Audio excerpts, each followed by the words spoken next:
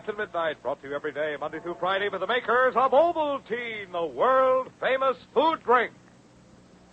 Now, if you're taking a food drink to get extra vitamins, naturally you want to get the food drink that contains all the essential vitamins. So you'll be interested in this. Ovaltine is the only popular food drink that is actually fortified with vitamin C. No other popular fortified food drink on the market contains this important vitamin. But when you ask for Ovaltine, you get vitamin C, as well as the other essential vitamins that may be deficient in ordinary food. And you can see how important it is to get vitamin C when you buy a food drink. As you know, vitamin C is absolutely essential to good health. It's necessary to maintain healthy gums, bones, and teeth. And it's one of the essential vitamins you can't store up in your system. You should get a new supply every day. Now, in some forms, vitamin C is very expensive. But when you ask for Ovaltine, you get vitamin C as a bonus, along with all its other essential vitamins, minerals, and important basic food elements.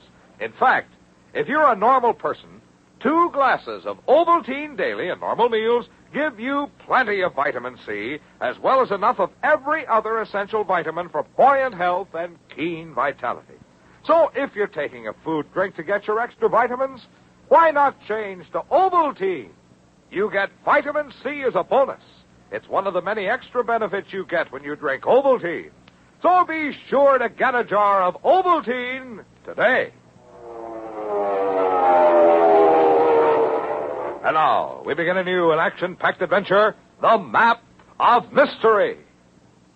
Though Captain Midnight has been given up for lost, his 3 chief agents, Chuck Ramsey and Joyce Ryan and Ichabod Mudd, now co-commanders of the secret squadron, are carrying on the battle against Ivan Shark and his race of slaves.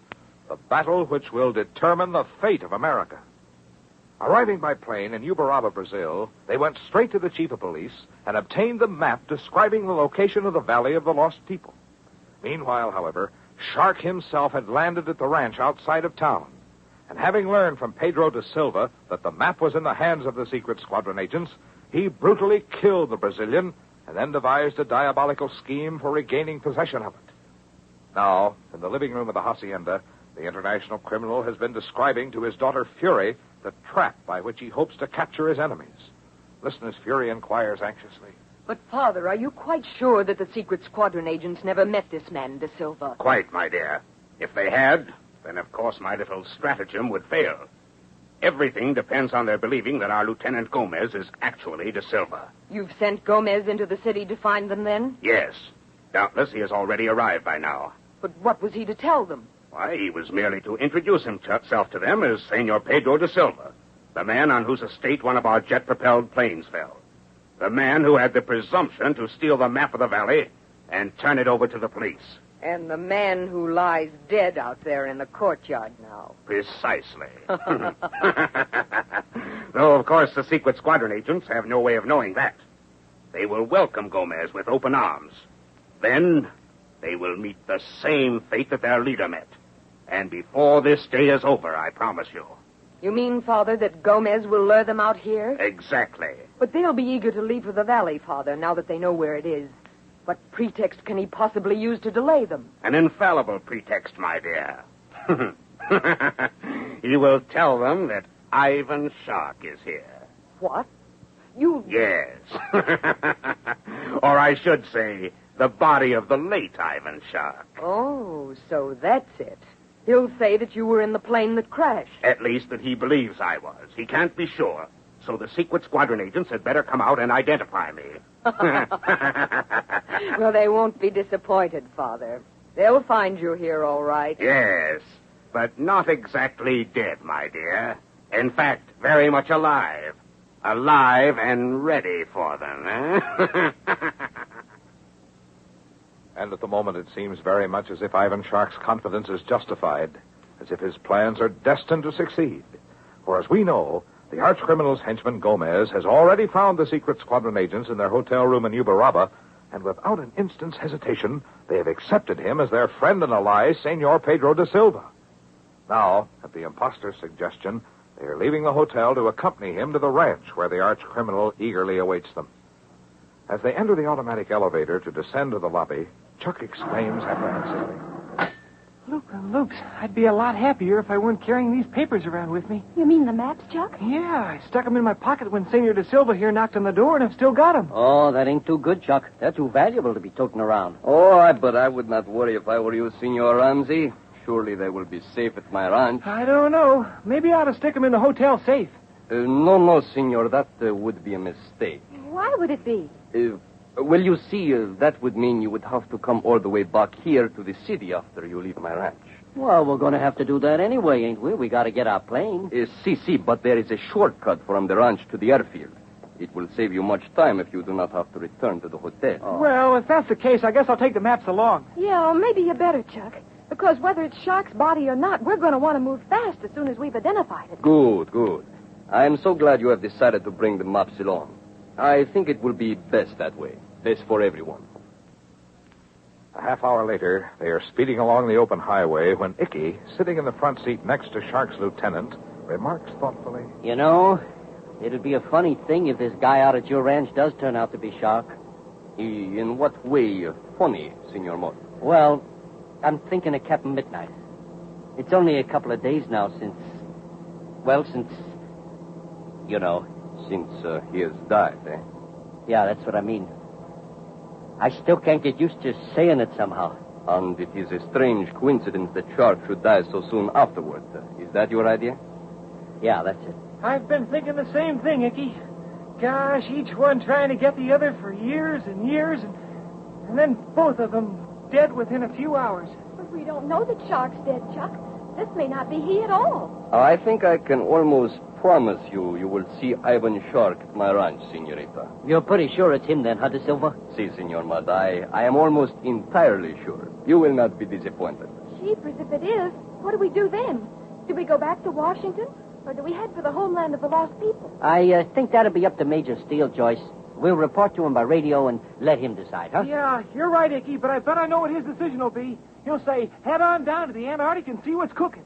Hey, how come you're slowing down, Senor? We have almost reached our destination. The hacienda lies just beyond the next curve in the road. Yeah? Then we must be on your estate already, huh? Yes, si, Senor Mud. We've passed the property line some time back. Hey, that's funny. What do you mean, Senor? Well, what are them guys doing up there in the middle of the road? What? I figured that they must be one of the county road gangs or something, but they wouldn't be patching a private drive. But you see, Senor, they are my own servants. I have given them orders only this morning that I want this repairing done. Well, gosh, are they deaf or what? They're not even starting to move out of the way. Perhaps I'd better sound my horn. Hey, hold on a minute. Stop the car, pal. Oh, what is the matter, Senor? That's a screwy way to honk on a horn. Yeah, I heard it too, Icky. 1 and 2 and 1. Gee, me, the signal of Ivan Shark's organization. But surely you do not think... Never mind Senor, what we think. Stop the car, I tell you. Do what he says, De Silva. I've got a gun against your back. Very well, Senor. Now climb out. Quick, pal. I will be happy to climb out, but it will do you no good. You are too late. What? Blazing beacons, he's right, Icky. Look at those guys now. Jeepers, those aren't picks and shovels they've got. They're Tommy guns. And they're throwing a bead on us. If you wish to fight it out with them, my friends, go right ahead. It will be a little uneven, however. Automatics against machine guns. They ain't going to open up on us as long as you're here, brother. You are mistaken, Senor. They have orders to kill you with the slightest sign of resistance. It does not matter to Ivan Shark if he loses one of his lieutenants. I am sure you know that. Then Shark is here at the ranch. Si, Senorita, si. Not his body, of course, but he himself. He is waiting in the hacienda to greet you. Holy suffering catfish, did we stick our necks out? You did exactly as the chief expected you to do. You were not De Silva at all, I'll bet. No, Senor, I am not. My name is Gomez. I was assigned to lead you here, and I have fulfilled my assignment. The rest is up to you, my friends. Either you will go peacefully into the hacienda, or my comrades out there will carry you in after the bullets have ended your lives. Now, which will it be? You have your choice. But, of course, the secret squadron agents have no choice. Looking through the windshield of the car, they can see the barrels of 7 machine guns forming a semicircle across the road ahead. Knowing that it would mean certain death to resist at this moment, that it would only guarantee Ivan Shark's ultimate victory, they open the car doors and slowly, reluctantly climb up. Even as their feet touch the ground, their every sense is alert for some opportunity to escape.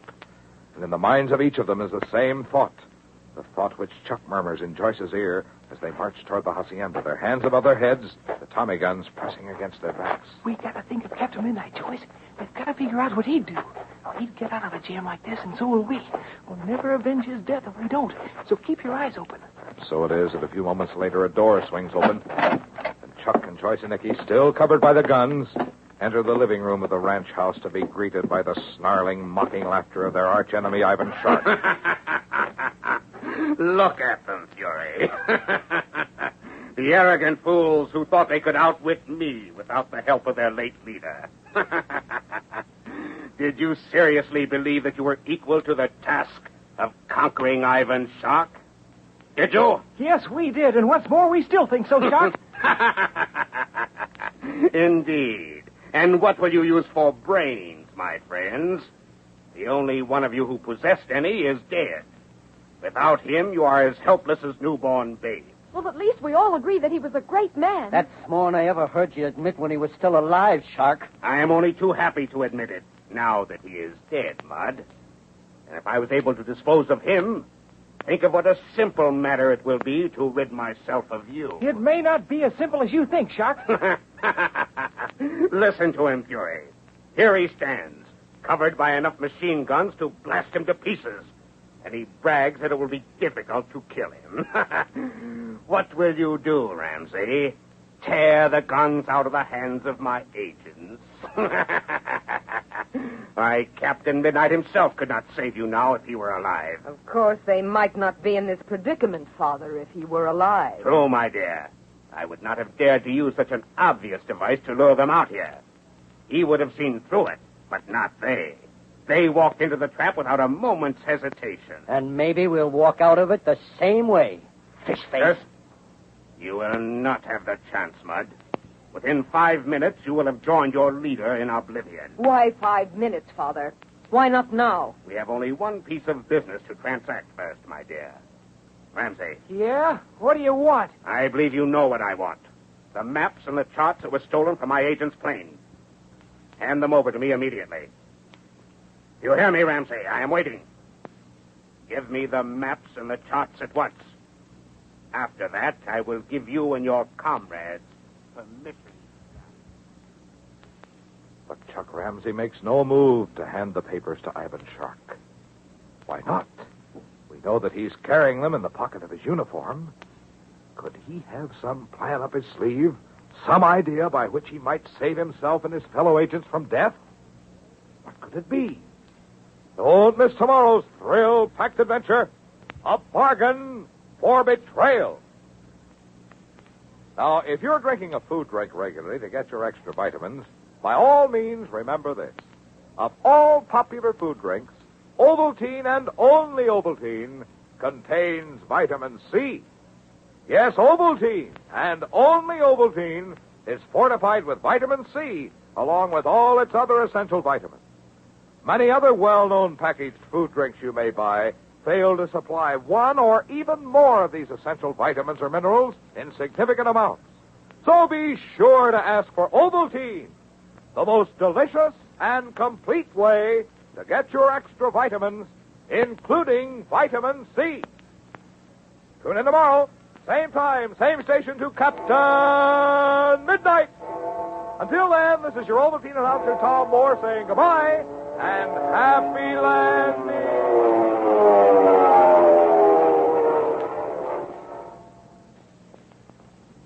Captain Midnight reached you by electrical transcription and came to you from Chicago. This is the Mutual Broadcasting System.